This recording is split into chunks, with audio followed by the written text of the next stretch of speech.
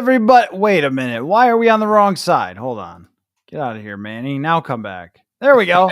Okay, now. Hey, everybody. Welcome to another episode of Purple Insider. Matthew Coller here, along with Manny Hill on the correct side of me. Manny, I want to tell you a little story from today from TCO Performance Center, where I spent most of my afternoon as the Vikings get prepared for their Sunday night matchup with the Detroit Lions. So all week, Vikings players at the podiums, at their lockers, they've been taking a very similar type of tone about the magnitude of this game, because sometimes the very obvious and basic question has to be asked, which is, how big is this football game?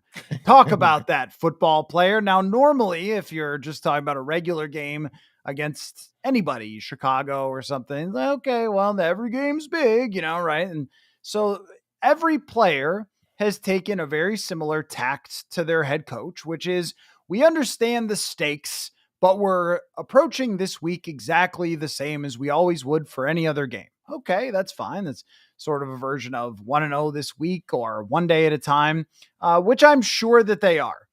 And then Justin Jefferson comes up and someone asks, hey, Justin, how you feeling about this game? And Justin's like, I'm pumped, man. I can't wait to play this football game. I'm not going to be able to sleep on Saturday or take my Sunday nap. I'm going to be so excited to get out there on national TV, play for the conference, play against the Lions. And his enthusiasm and his earnestness has always been something that I think people appreciate about him, that he really isn't all that capable of being Mr. Cliche. He wants to play this game. He wants to shred the bleep out of the Detroit Lions. And you know what, Manny? I think he's going to. I think that Justin Jefferson is set to have an enormous game against the Detroit Lions. What do you think?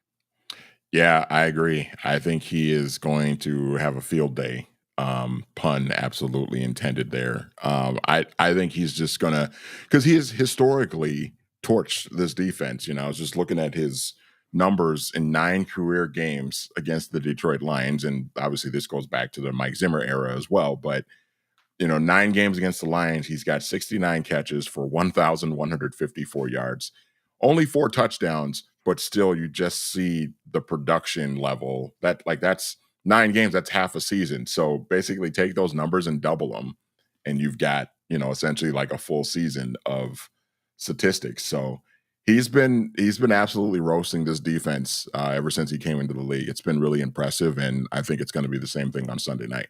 I had a thought as we were talking to Jefferson today, because I asked him about just some of the plays that he makes away from the football, not just when he's not getting catches and running routes out there to draw attention away, but also the plays that he makes, like blocks or hustle plays. There's a lot of them when you watch back on tape. And he was talking about how he takes out his frustration from not getting the football or the double teams by having a chance to hit somebody. But when you watch back Cam Akers' touchdown on the screen pass, he punches a dude in the chest as hard as you can hit somebody as a wide receiver. He sends the corner flying back into the end zone and allows Cam Akers to get in. And I think that where he has really emerged as true all-time greatness is things like that, is the way that he approaches every single play with that type of high motor. You saw that from someone like Larry Fitzgerald, who I think is a good comparison for Justin Jefferson. Jefferson's like a faster Fitzgerald. He can track the ball. He can go underneath. He can go deep.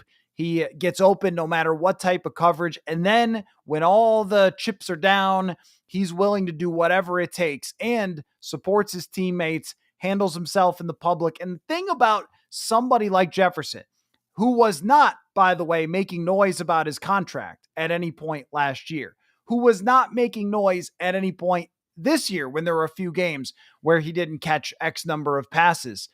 And the thing about Jefferson, just like Larry Fitzgerald, is that they both went so consistently to the top and stayed there and didn't fall off. And year after year after year, it's just excellence, excellence, excellence, that they become very boring in the national eye. And the fantasy people love them because they have the same season almost every single year. And the conversations are never surrounded around this person. When he's negotiating his contract, they were trying desperately. Should they trade Jefferson? Is he going to hold that? Oh, he just signed it. So now we got nothing. Who else can we look to be our diva receiver to argue about on television or wherever it might be? And I think that he has become underrated now because of this. And I know everyone calls him the best receiver in the league, but to truly appreciate the value that he brings to a team, I think goes way beyond just, hey, he's the best, or he's really good, or he has big numbers, or so forth. And I think because so little of that gets highlighted because it's not controversial, it gets ignored sometimes. And so what's great about this game is this is the stage. The whole world is watching this football game. You can get ready for Monday. There's going to be records. There's going to be most watched football game, most watched whatever, most hours watching football, watching or whatever it is. There's going to be a press release that talks about this being the highest Sunday night football game. And that's where Justin Jefferson belongs on that stage to even elevate his profile beyond what he has ever been before. And you think about, as you were talking and kind of describing, just all the little things that Justin Jefferson does, it really kind of, when you think about the receiver documentary that he was a part of that, followed him around last season, I remember thinking, watching those first couple of, scenes, so to speak, with him, and I was thinking to myself, this guy's actually kind of boring, but I like that. You know what I mean? It's almost like that's what makes him so exciting, is the fact that he is kind of boring, and that he doesn't, he has a terrific personality. He's very outgoing. He's very dedicated to his craft. He has a great work ethic. He's done a great job of turning himself into the player that he is.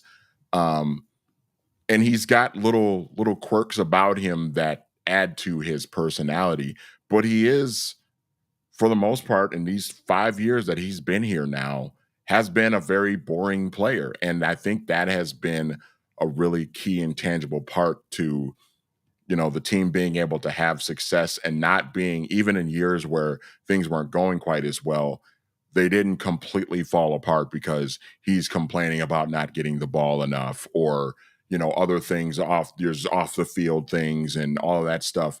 He's been a very drama-free superstar player that just goes about his business and is damn good at it. And I think it fits in perfectly with, I think, this fan base. I think it fits in perfectly, obviously, with the organization. And it's a big part of why this team is 14-2. He just fits in correctly with everything else that's happening in the organization. I used to listen to Zach Lowe's podcast religiously until they took it away from me. And I hope Zach Lowe comes back so I can keep listening to it. But I remember he was having a conversation with somebody about the San Antonio Spurs and what had happened to them post Tim Duncan, and they kind of fell apart and lost Kawhi Leonard and all that. And his guest said, well, it's really not that complicated. Your culture is only as good as your best player. And this is another thing that I don't think is given enough credit to Justin Jefferson, is that he sets the tone for the entire organization. He is the highest paid player. He is the most important player. He is the one that drove them to 13 wins before as offensive player of the year, and he's driven them to 14 wins this year. The quarterback has played phenomenally well. They've gotten good running game, good pass protection, good coaching, good defense, good everything. They do not win 14 games without Justin Jefferson. They might win double digits, but they ain't winning 14. It's his performance in big games. It's how much attention he draws away. I mean, think of the game in Chicago. He gets 2 catches, but has a 40-yard pass interference. Addison gets big plays down the field. You end up with Hawkinson having a huge game and if you watch it on the tape, you just see it so much. The Packers just shifting everything his way. And then, we're getting crushed by everybody else. Jalen Naylor's now killing us. Well, let's give him a little more opportunity. And then here comes Justin Jefferson in the middle of that game. And I think that his enthusiasm, which just connects back into what I was talking about with asking him about this game, his enthusiasm for football and his genuine love for competition and the bright lights and everything. This guy was forged in a national championship team in LSU. He still talks about it, about how much he loved being on that team that won a championship. And it's been a kind of a rocky road in his NFL career, not for him, but for the organization, where he first gets here and they're rebuilding, and the rebuilding is not going well because they don't know they're rebuilding. And so they miss the playoffs his first 2 seasons. So imagine you're him coming off a championship at LSU, and your first 2 seasons are full of, well, you had COVID, no one in the stands, then drama with Zimmer the next season and the quarterback and all those things. And finally, he's reached the point where he always viewed himself on a team driving them to a game like this. It just seems like he reminds me of somebody like LeBron James in this way, that is so singularly focused on this type of thing. It's like LeBron James during his career belonged in championship level games, playing for everything, right? And I look at Justin Jefferson the same way. But when we think about it, Manny, how many games in Justin Jefferson's career, there's no games that are like this in the regular season. How many has he gotten some sort of stage that's anything like this? Trying to think. I Playoff don't game. know. I mean, yeah, the playoff game against the Giants was a stage this big because, almost by default, because it was a playoff game. But I mean, the Buffalo game in 2022 kind of turned into that, the way that game kind of played out. But even then, I think there were still some question marks about, like, is that team really this good? They've been winning so many close games against mediocre to bad teams. Like, we know Justin Jefferson's great, but how serious is this Vikings team? And for a little bit after that game, they looked like they were serious, and then next week happened. But yeah, I mean, I think, as far as regular seasons go, this is by far and away the biggest stage, biggest moment, biggest opportunity for this team. And he's going to be at the forefront of that. And the fact that he is really embracing how big this game is, I think speaks to his character as a teammate, as a leader as well. It's just really impressive, and I'd love to see it. I think, would I even say that the Giants game even approaches this? Because I think the way that most people felt about that Giants playoff game was that they could win it, but that was going to be it. And when they lost, I don't think anyone was all that shocked. I mean, I remember going into it, a lot of people were picking the Giants because in the second half of the season, the Vikings had fallen off. They weren't the same. They had the negative point differential that everyone talked about. This is the difference between having a very high percentage chance to go to the Super Bowl if you're the number 1 seed historically, and having to fight your way through the playoffs. But even if they have to fight their way through the playoffs, I don't think anyone would count them out, considering how good they are on offense and defense, how complete of a team they are, and how far they've come to be here. So I think that this makes it even bigger, though, because they've never been a real true contender since he's gotten here until this moment. So I'm curious about everyone's questions, comments, thoughts. I want to start this out with Jefferson because sometimes I feel like even we take him for granted and we don't talk about him that much. It's a lot about, like, well, Jefferson will be great and on to the next thing that needs to be solved or into the future or whatever else. Like, well, let's just stop for a second. This is the stage that Justin Jefferson belongs on and he's going to get. And I just get the sense against this Lions defense that he has an opportunity to drive their success on Sunday. So questions, comments, thoughts, what is on your mind as we are now just days away from the Minnesota Vikings playing against the Detroit Lions? So how about, Manny, the Pro Bowl selections here? I thought that what they really did, if you didn't hear, if I can do it off the top of my head, of course, Jefferson and Darnold, but then Byron Murphy Andrew Van Ginkel, and Jonathan Grenard. Is that everybody? I think DePaula made it. And DePaula. Yep. Don't want Yep. to forget him, the long snapper, one of the best in the league. I think all that it does is highlight this Pro Bowl selections, because Blake Cashman was deserving as well, considering how valuable he is.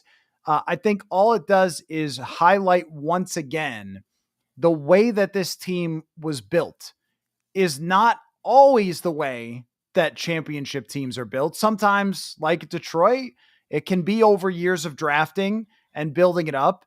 And sometimes it can be finding the right players with the right amount of cap space from free agency and putting them in the right fit and getting more out of those players than they ever gave their previous teams. Grenard setting career highs. You have in pressures, as he's only behind Myles Garrett. Andrew Van Ginkel, the high in sacks. Blake Cashman has had so much success, and that's not even to leave out the signings of Stephon Gilmore and Aaron Jones, who has been banged up at times and slowed at times, but really a revelation in the backfield versus what they had before. And I think that going into the season, the Pro Bowl selections are a reminder of what everybody missed about this team, is just how much talent they were able to bring in and how the competitive rebuild idea worked. And the other thing is too, Manny, that veteran teams usually win. It's not often the youngest team in the league is in the NFC Championship. You really don't see that a whole heck of a lot. And the way that they brought these guys in worked with Brian Flores for how complicated he wanted to make things. It worked with Kevin O'Connell and his offense to have a running back that could line up at outside wide receiver, but also could lead, for a team that was taking on a new quarterback in Sam Darnold, to have one of the best leaders in the NFL to be there in Aaron Jones. And just, again, a reminder of how masterful that offseason was with the players, the personalities, the fits that they brought in, and how that really changed the trajectory of this franchise. And I think, we were just talking about Justin Jefferson and his leadership a minute ago, but I think I think that leadership trait is very palpable with this team, because I think there are a lot of, not just veterans, but like veterans that know how to lead. I've noticed it just from watching, I like to watch those videos when certain players are like mic'd up during games and just see how they kind of interact with each other and everything. And you see a lot of leadership from guys like Jonathan Grenard, guys like Brian O'Neill, who's been here for a long time now and has established himself as a terrific player. You mentioned guys like Blake Cashman, leadership qualities like that.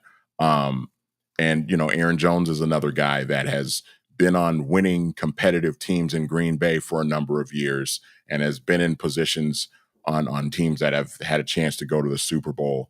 And that's, you can kind of see it spread out to the entire roster as well. When you have that many guys, and then you include the guys that have already been here. We talked about Jefferson. A guy like Harrison Smith obviously is maybe not quite the player he once was at his peak, but he's still a guy that has been in this league, knows how to play, knows how to lead, knows, the ins and outs of this organization really well. I think just the amount of leadership on this team, I think is has been every bit as important as, the talent that we have been able to see with this team. But the leadership has just been incredible, and the way it's kind of spread out to everybody has been really, really impressive. And going back to when Kwesi Adofo-Mensah and Kevin O'Connell were hired, we all wondered, in comparison to the Chicago Bears, how is this going to work? And I truly think now that no matter what path they had taken, because they have Kevin O'Connell and they eventually landed on Brian Flores, and they have Kwesi Adofo-Mensah and Rob Brzezinski in the front office that has been successful, that they would have taken whatever path and made it right. Because Chicago is such a tire fire. They're so bad at everything. If they had a better coach, if they had fired Eberflus, they had brought somebody in, if they had somebody of Kevin O'Connell's caliber, Caleb Williams is probably being talked about as the next exciting quarterback and so forth. They're just so wildly incompetent from the very top that I'm not shocked that it didn't work for them. But I will say that I did not think that this was really possible to do it this way. Because now I knew that a lot of teams add flavor through free agency and sometimes a key player through a big trade. But normally, the best way to do it is to go to the bottom, like Detroit did, restore the roar over a couple of years, and they did it perfectly. They went to the bottom, but they got a good enough quarterback to make sure that they were still competitive and it just didn't become a trash fire. And they got a coach who would keep everybody in line and Dan Campbell and excited about football and so forth. And then they slowly built and slowly built. I thought that the Vikings should have done it that way when they fired Mike Zimmer, that they should have said, all right, this whole competitive thing, trying to win every year, it's silly. It's not, it's just, you can't do that in football, right? And even as they went into the competitive rebuild after last year, I had the same thought to myself. Well, if you had tanked, then maybe you would have been drafted higher and maybe you would have Drake May and that sort of thing. And I guess what I did not anticipate and what I missed about this was their ability to identify players that would fit for this team. But there's another thing too. Also, to become the premier team that everyone wants to play for. It gets out. The word is out. If your team does not pay from the ownership, which means the cash, the signing bonuses, if they're not going to put those signing bonuses in your pocket, if the team doesn't have the facilities, if they don't have a coach that you want to play for, if they don't have potential and stars and schemes that you think you can succeed in, they're not signing with your football team. And you don't get the day one guys like Van Ginkel and Grenard and Cashman unless you can present to the world you want to come play here. And that all plays into it. It all plays into how this happened. I just thought it was worth looking back and saying, how did this happen? How did they get all these guys that are Pro Bowlers? And not even to mention Byron Murphy and the progress that he's made, which I think should also give us confidence too that they can continue to do this in the future. When they were working with almost no money, they were trying the Dean Lowrys and the Marcus Davenports. Okay, well, those were just kind of, how can we sign some guys to just be bodies in here? But when they were in a mode of signing guys to be difference makers, they found complete game changers. It is the difference between teams that know what they're doing, teams that have people in the front office and in the head coaching department that know what they're doing.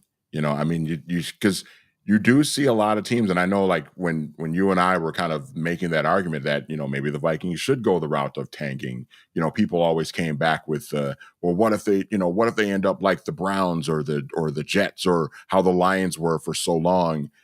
And the thing is with all of that, it's not that the tanking part of it was wrong. The Browns and the Jets and all those teams that have been bad for so long, they just never found the right coach. They never had the right people in the front office making the right decisions.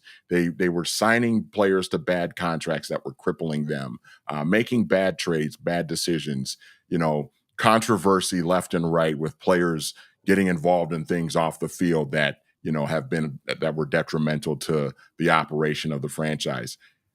What the Vikings have done under Kwesi and KOC is these guys just know what they're doing. So it's almost like no matter what path they decide to take, it's going to work because Kevin O'Connell is a terrific coach and Kwesi Adofo-Mensah is really good at his job. And it's shown. And I think if they would have gone the route, 3 years ago or 2.5 years ago when they came on board of tanking, I think it would have worked. Now would they be 14-2 this year and potentially the number one seed in the NFC playoffs? Maybe, maybe not. But I think we as observers and fans as well would be looking at this team if they had gone that route of tanking, like, oh yeah, these guys know what they're doing. They're heading in the right direction. This is going to work. This is going to work for a long time. So I just think that they've got a really good head coach and a really good guy in the front office making all the personnel decisions. And I think that those two guys being aligned the way that they are has been a big part of that as well, because we have seen what it looks like when the head coach and the GM are not maybe necessarily on the same page. And we've seen the end results of that, and they're not good. So I just think that they've got people at the top that know what they're doing, and I think it should definitely be celebrated more, because I don't know if people like you and I are giving them a lot of credit, but I don't know if the masses, the national media is giving them enough credit for actually the way that they've been able to turn this around over the last couple of years. Well, I think because Kwesi Adofo-Mensah doesn't put himself out there very much. He's not a big Right. guy in the media. He doesn't talk to us all that much. Doesn't do any national spots that I've ever seen. Doesn't do sit down articles and things like that. Only when he first started, that kind of burned him a little bit. And I think he's wanted to stay away from the spotlight since then. You never hear his name get brought up with why this team is where it is. But he was the one that was guiding this plan from day one when they hired him to bring him in. He was the one that pitched, this is the way we can be a competitive rebuilding team and get back to the top. I guarantee you Kwesi Adofo-Mensah didn't expect 14 wins out of this, but he did see the path of taking apart the previous roster, and you could get the sense even when he got here that that's what he wanted to do. And I think he may have been a little too honest for everybody's liking about how much he wanted to take apart the roster and get it back to the top in a couple of years. But the way that he has, I think, made really good bets on certain players and their timelines. Like even with Danielle Hunter, who's been amazing this year for Houston. Had Danielle Hunter stayed here, then he still would have been extremely good. But instead decided, you know what? There's another guy, which is Jonathan Grenard, who actually might be a little better fit in our system. And we could project him forward as someone who's ascending and is what, $7-8 million cheaper than Danielle Hunter, and with less of a serious injury history when it comes to the neck injury. How about even moving on from someone like Zadarius Smith or Patrick Peterson, like moving on at the right time from all of those players and then bringing in guys that were sweeping into their primes. I just think it was really, really well handled to be able to do that.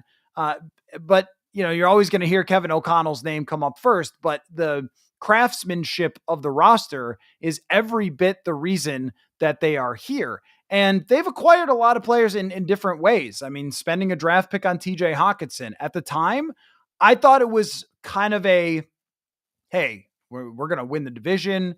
We got to just take our shot, trade for a guy, and then see what happens. But now he's like a staple of the organization. That's a great trade for them. That's a great usage of what? It was a second round draft pick. It's a lot to give up, but they got a Pro Bowl tight end who has been huge for them.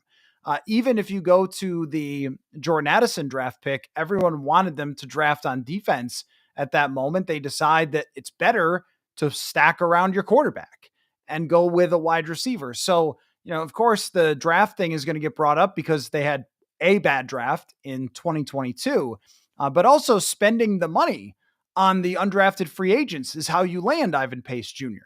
And that's how you find players like Dwight McGlothern and Gabriel Murphy, who got on the field this year, and these developmental players for the future. So I think that they've been able to do it in a lot of different ways with this team to stack around the players that they have and create this roster that is 14-2. And the Pro Bowl selections just sort of point to one part of that, but there's a lot of different elements that have gone into building one of the best rosters in the NFL without having to go all the way to the bottom. Imagine watching this team all season and they're 14-2 and they're playing the Detroit Lions for a chance to be the number one seed in the conference, which dramatically increases your chances of going to the Super Bowl if you're the number one seed. There's proven data to show that. Imagine seeing that and still complaining about the 2022 draft. It is mind-boggling to me that that is still happening. Yeah, it certainly is. I guess I've been doing a lot of ignoring of the chat tonight for some of that reason. I think when it comes to those criticisms, those are people who never wanted Kwesi Adofo-Mensah hired to begin with. And no matter what he does, even get his team to 14-2, it's just not going to matter. That's sports sometimes, right? There are media people who have made careers by doing exactly that. Like Skip Bayless would never give LeBron or Terrell Owens any credit. And he got a lot of TV time by no matter what they did. He just went on TV and said he stinks. And that's a strategy if you want to do that. If you want to be the person who just says everyone, somebody's bad no matter what they do, you're allowed to do it. It's America, but it's not true. Especially when you look at the value that they've brought in. What is the value in terms of your wins over replacement of a number 2 wide receiver that has 19 touchdowns in his first 2 seasons, or I think the premier receiving tight end in the NFL? I would even include Travis Kelce and say that Hawkinson at this point in his career is a better player. I mean, he's got the thing with Mahomes. No one's questioning Travis Kelce, but you got a guy in his prime. He's the premier receiving tight end in the entire NFL. What are those things worth? What is it worth to have a linebacker that you found as an undrafted free agent who is a massive part of this defense? And you saw how hard it was to make up for that. And then what you always have with anyone, with any team, is there's going to be draft picks that work and there's going to be draft picks that don't work. And the question is always, how do you make up for the draft picks that don't work? And what they've been able to do, and this is where it all has to fit together. What people like to do is sort of say, well, the coach did this, the GM did that, but it has to go all together. Brian Flores, one of my favorite stories of the last 2 years of Brian Flores is that he came in, and Josh Metellus told me this last year when I wrote an article about Flores. He came in and he met with Josh Metellus, who was basically a special teams player at that point. And he told Josh Metellus, I see you as a key part of our defense. And Josh Metellus went, you do? Like he said, I didn't even play much. How do you see that? And he said, I see your intelligence. I see your physical nature. I see your versatility. And so guess what, bucko? You're playing. And then we started to see it more and more. We're like, what's Josh Metellus is getting on the field more and more and more and more. And he goes from a 6th round draft pick who was cut out of his first training camp to a 1,000 snap player who can fill in at linebacker, play safety, rush the passer, stop the run. You failed on a draft pick who was a safety, but you found somebody who's playing one of the most unique and valuable roles. I don't care where they got drafted or how you found them. You just have to find them. And that's what Brian Flores was able to do. And we're already seeing little hints of this. Jalen Redmond has a very high PFF grade because he's making plays. XFL guy. And you've seen a little bit in the preseason and in training camp of someone like McGlothern who might become a guy in the future and things like that. So I think that what you have is a really good defensive player, defensive coach at identifying players, even understanding that Cam Bynum was a better player than someone like Lewis Cine, that he was a better player. They weren't going to play the 1st round pick. Marley, I'll put it on the screen because of the super chat, but I'm not going to agree with you. And I hope you understand that Marley says, I was a huge fan at the time of hiring Kwesi Adofo-Mensah. I guess you mean not a fan? You can't ignore the fact that long-term inability to find talent in the draft equals long-term success. Here's the problem with this take that I hear over and over again. What in the world? What do people fake worry about, Manny? What's concern trolling? Is that what they call it? This is concern trolling. It just is. I'm sorry. I love the super chat and I know you join a lot of these and I love you for that, but it's concern trolling. Like this team went from effed when Mike Zimmer and Rick Spielman were fired to 14 wins. And you're like, how are they going to do it long term? Like, I don't know. Here's the other thing too. Study the draft, do your homework, study the history of the draft. How does it always work? It's up and down. 2015 is unbelievable for Rick Spielman, and 2016 is the worst draft ever. That's life. Kwesi Adofo-Mensah has drafted all of 20 players in 3 years, and he's going to make it like 21 next year. Not only that, they didn't have Brian Flores here when they failed on most of these draft picks. Not only that, but they have found undrafted free agents who have made up the difference. Not only that, but it is not at all a finished product about any of these drafts. Josh Metellus didn't become a thing until 3 years into his career, which happens all the time with these players. Not only that, Jalen Naylor looks like a key part of their passing game all season long, but especially in this last game, that's how it works sometimes. So I think that this idea that he is just lost at the plate up there trying to make draft picks because one draft went wrong it's concern trolling. It's not a real take. It's only to just be like, I'm still mad at him for one draft. And I'm going to point that out every single time it comes up. They are effing 14-2 because of the moves this general manager made. And you're sitting here crying in your Cheerios over drafting a safety who doesn't matter at all. It's the strangest thing to me. He is GM of the freaking year. Get over it. I mean, my thing is like, what is going to happen if this team runs off like a couple Super Bowl wins over the next 5-6 years? Are we still going to be talking about the 2022 draft? Like, I mean, I'm with you. I don't really get it. And to your point about the undrafted guys, the guys that they've found that have been major contributors to this team, especially on the defensive side. And part of that is Brian Flores being able to identify those guys and find those guys. And Josh Metellus, you brought him up. He was a guy that was already here, but hadn't really done much of anything.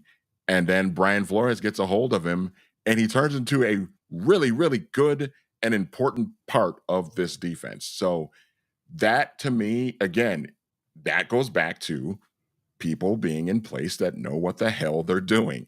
And these guys know what the hell they're doing. They're 14-2. They have a chance to go to the Super Bowl this year. When you have a team that has a chance to go to the Super Bowl, you know what you're doing. You're not idiots. And none of those guys are going to bat 1,000. None of these guys. The great Andy Reid has never batted 1,000. Bill Belichick never batted 1,000. If you're wanting them to nail every single draft pick that they have, they've got 7 picks in a draft, and they got to nail all of them, and all of them have to be Pro Bowl players that you're going to have and be a key part of your team. That never happens on any team, even the best ones in the league. That never happens. They've got a really good team. How they've gotten to this point, who gives a rip? They've got a really good team. It's all that matters.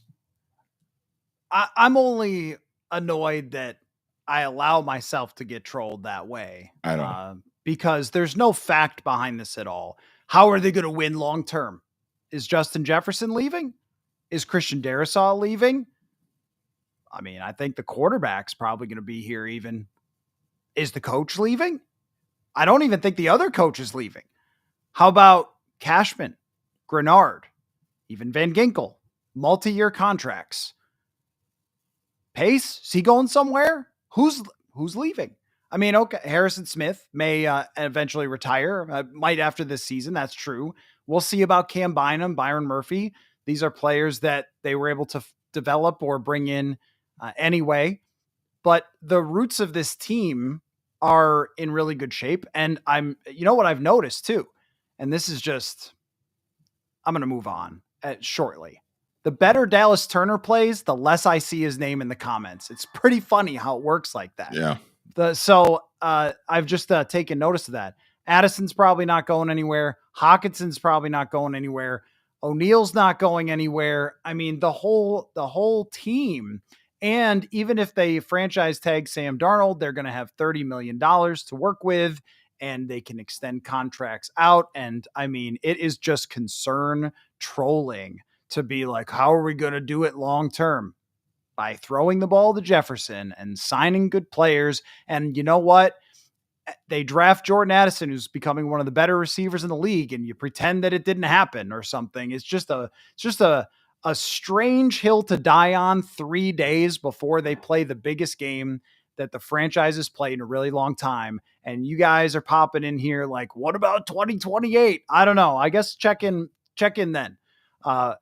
Anyway, so I'll give you your $10 back if you want it. When it comes to this team, though, Manny, let me just take a deep breath and talk about something I wanted to talk about with you, which is there have been some similar teams to this Vikings 2024 team in recent memory. You all know what they are. We'll throw 2022 in there because they had 13 wins. 2017, 2009, 1998. Would you nominate anybody else in that sort of big list of teams that had a legitimate shot to win the Super Bowl? Trying to think. They did go to an NFC championship. Was that an 8-8 team that got there? In 87. They were I was thinking about 87. It's going a little far back for me because I didn't really see 87. I was born the year before. But I was thinking about 2000. Yeah, 2000 when they lost the 41 donut game. Oh yeah, they were 11-5 that year. Oh, 11-5. Okay, yeah. Yeah. So okay, we'll throw them in there too. Mm-hmm. So we got 98, 2000, 2009, 2017, 2022. Those are the best teams since 98, including 98. Where would you rank this team in terms of how much you trust them to win a game like this?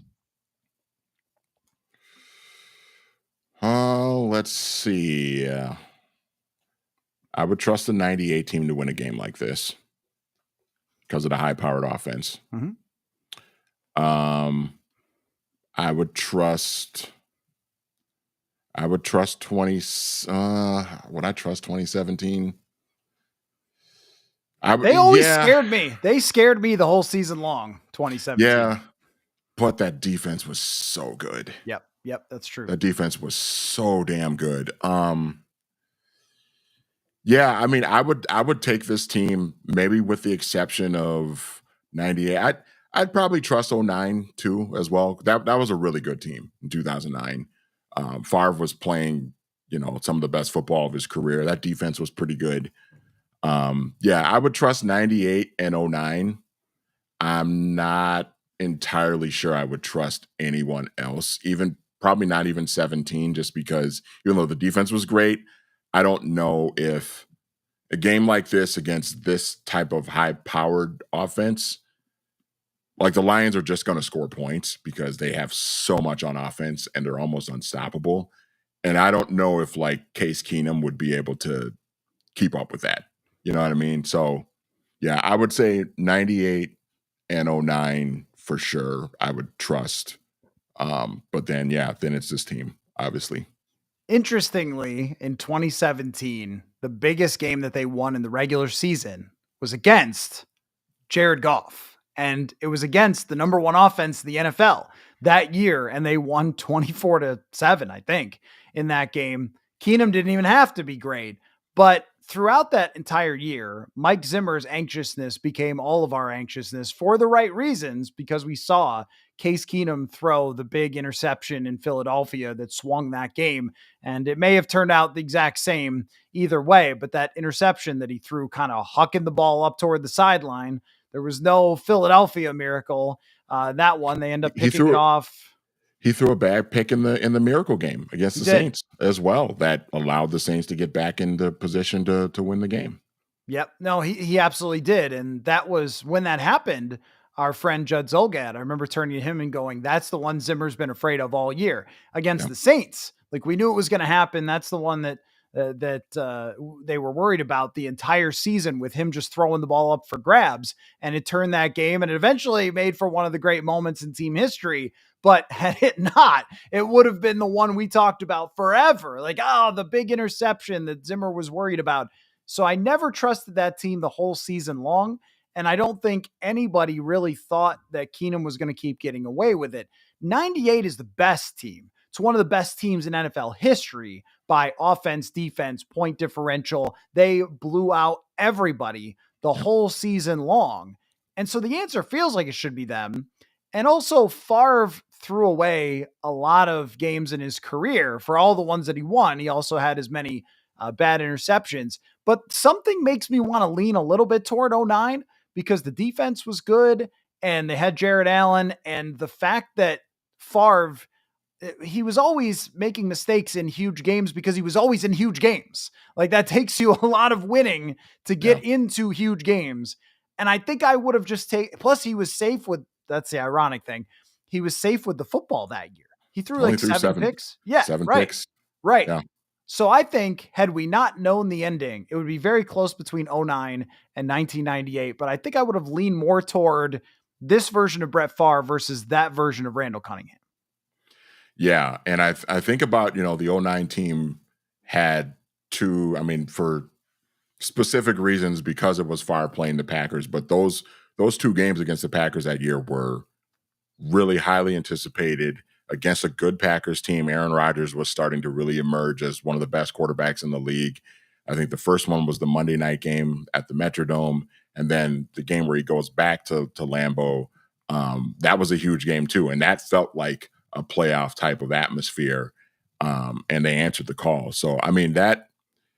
I know for like the '09 team, it's easy to kind of look at what happened in the Saints game and the NFC title game and think like, oh, they would just choke away a game like this. But I think if you put that team in a similar type of game like this in the regular season, I think they would answer the call, and I would trust them to show up and play really well. And the thing of it is, with the Saints game, the NFC Championship game, they turned the ball over a lot, but they actually played really well in that game. They moved the ball up and down the field on the Saints. The defense really kind of shut the Saints down. Saints were able to score a lot of points because of short fields, because of turnovers and things like that. But that '09 team was really, really good, and I think they would be able to certainly handle a game like this of this magnitude. Ryan says Darnold is playing exactly like Stafford did with O'Connell in terms of taking care of the football. Let's see, they have similar arm talent. I just don't think we've had that type of sample from Sam. Yeah, actually, Stafford turned the ball over more that year than Sam Darnold has. He had that kind of run that was pretty tough in the middle of the season and then got it together at the right time in the playoffs. But as far as what fits with Kevin O'Connell, Sam Darnold just fits so well with what he wants to do. And they can run a lot of the same stuff that Matthew Stafford can run. I think that when they drafted JJ McCarthy, they were thinking sort of along the same lines of this is a big arm kid who's going to be able to make those throws into tight windows with the timing that Kevin O'Connell wants. It just turns out that it's been Sam Darnold instead, but that's the reason they got him. If they had gone and gotten Ryan Tannehill, if they had gone and gotten Jacoby Brissett, somebody just keep the train on the tracks, hope to survive, it wouldn't be like this. And that's really part of the conversation too, with comparing it to the Brett Favre season, comparing it to the Keenum season. The 2017 team inside the locker room was saying the same thing as we were on the outside. Like, how much longer can he keep getting away with this? I'm sure in the '09 locker room, they were thinking, we're going to win the Super Bowl because we have Brett Favre. And I know that it's not the history that Brett Favre had, but the arm talent and athleticism and ability to make plays when you're down and out or when something is broken down, they all notice the same way you do that they never feel like they're out of a game when it comes to having Sam Darnold as their quarterback, which is quite a change from previous years, but the talent has never not been there. Preston says, does Goff have anything against KOC due to LA trading for him for Stafford? I have no idea. He probably has something against everybody who traded him, but I think Goff probably more than anything takes these moments personally because a team moved on from him. And I think that we've seen him really elevate his play in these big games. And this is why, from the Detroit perspective, they deserve so much respect going into this game, not just because they're good, but also their quarterback had to go through a lot and a lot of narrative and a lot of this guy's not that good and they should draft Malik Willis number 2 overall and all that sort of stuff. And then he comes out on the other side of that. So Darnold and him are going to kind of look across each other like we both relate. But each team has so much motivation going into this, Manny. 100%. I mean, and the Lions, the Lions have turned themselves into a great team and a well-run organization the last couple of years, certainly since Dan Campbell got on board as head coach. But there is still kind of that stigma with the Detroit Lions that some people, I think, are still maybe having a hard time coming to grasp with the fact that the Detroit Lions are legitimately this good and a team that can go to the Super Bowl and win it. Even now, with all of the injuries they have on defense, this team can still go to the Super Bowl and win it because of the high-powered offense that they have. And, and the Vikings, we know about the Vikings history locally here as well. So yeah, these are two organizations that I think, they're both being well run right now, but there is still like that history of choking, not winning enough, not being good enough, always making the bad decision, always, kickers missing field goals in big moments and things like that. So it's they've taken different paths to getting to this point, but the fact that they're kind of meeting at this point is really intriguing, and it's what makes this game really exciting as well. All right, let's get into the predictive portion of the podcast. So this is the I don't think it's going to work out with my flight to do a live show on Saturday night before, because I get in kind of late. So this is probably the last live show for some predictions. Still got a conversation to come with Eric Edholm, NFL.com. Had a really good discussion today with Ben Gessling of the Star Tribune, and one more podcast with Andrew Kramer. So you guys will be packed up all the way to game day. Keep your eyes out for that. And Ben and I talked about the whole future thing for a little while today. So make sure you go check that out. But let's get in our thoughts here on how this game is going to go. And we will do so by looking at the Underdog Fantasy Pick'ems, the easiest place to play fantasy sports, my friends. Also the fastest growing fantasy app in the industry. The pick'ems are easy to play. You just pick between 2 and 8 stats of your favorite players.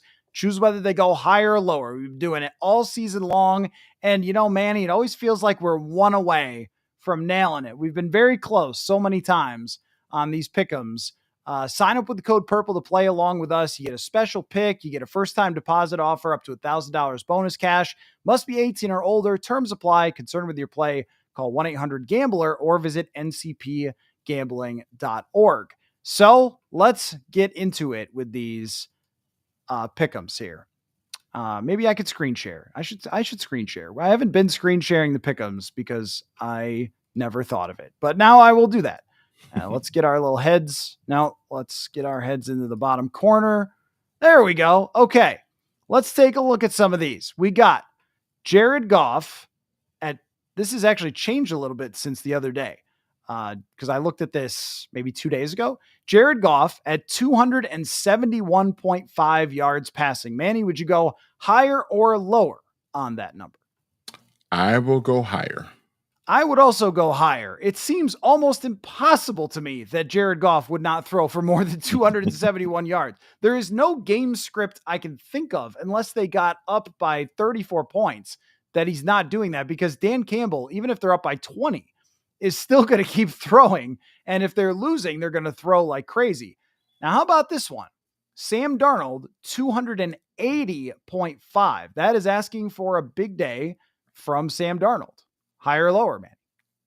I'm going to go higher because I don't think the Lions defense is going to be able to stop this Vikings offense. I think we're going to see a lot of points on Sunday night from both teams. I think the same thing, and I think a lot of these might end up with hires, but we're gonna keep looking at them.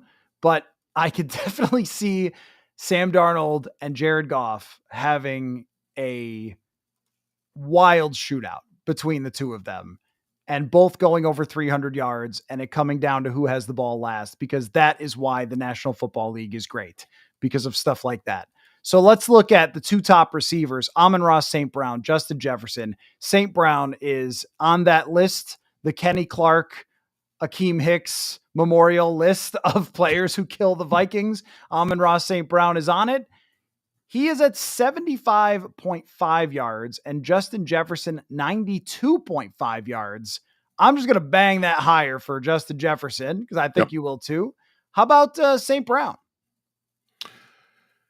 He's been a bit of a Viking killer for sure. I'll say higher, 75.5. Yeah, I'll say higher. I don't know how we could go any other way. This is an interesting one here, though, because this game, if it does turn into a shootout, how much does Jahmyr Gibbs run the ball? because I think if Jahmyr Gibbs runs the ball for higher than 88.5 yards, which is his number, then that means that Detroit is probably doing really, really well if they're able to just rest on Jahmyr Gibbs. So would you go higher or lower on 88.5 rushing yards for Jahmyr Gibbs? I'm gonna go lower because I think that, to the point about the quarterbacks, I think that this is going to be a throwing like crazy game, and I think both quarterbacks are going to put up big numbers. And I don't know if there's going to be a lot of running. I think both teams will try to run the ball, but I don't know if we'll see a lot of yardage in terms of running the ball in this game because it's going to be really close, and both teams are going to be throwing a lot. Okay, one more. Aaron Jones, 60.5 yards. Aaron Jones has been a big player, but we do know that Kevin O'Connell is not always apt to lean on the running game. Do we think that he gets to a higher number than 60.5 rushing yards?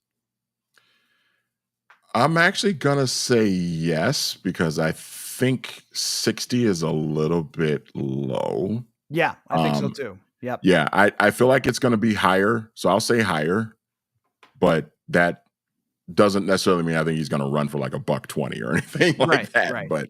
But yeah, I'll say higher. I think where Jones could be actually big is this receiving number. Right. 18.5 receiving yards. They've really utilized him as a receiver this year, coming across the middle in the last game for a first down. The screen game has sort of gotten a little bit better recently. I think that could be a big number for him, but I would go higher on that as well. So all hires for the Vikings and Lions on Underdog Fantasy. Again, use that promo code PURPLE, helps the show. And we enjoy doing the pick'ems here on the show. And now the final prediction from you, Mr. Hill. People have probably heard mine throughout the week. I'll give it again. But give me your score. Give me your result. What do you think? I'm going to take the Vikings in this game. And I'm going to take the Vikings winning 38-35. It's exactly the same prediction that I had. Really? It's exactly the same. Yes. I love it. Yes. My prediction has been Will Reichard lines up from the Lion logo and boots in the game-winning field goal after Sam Darnold has thrown an underneath pass to Johnny Munt to get them to the 40-yard line. And the Vikings end up leaving Ford Field with the conference. This is one where everyone's opinion is probably how it will work out, right? The whole world is predicting big scoring, super exciting game, instant classic, and whoever has the ball last. And I think that is probably going to turn out to be right. Sunday Night Football will not let us down on the big stage. So I will be there in Ford Field. It's funny because they've been a lot of games with the Vikings and Lions, but nothing really this relevant. So I haven't gone before. It hasn't been on my list of road trips.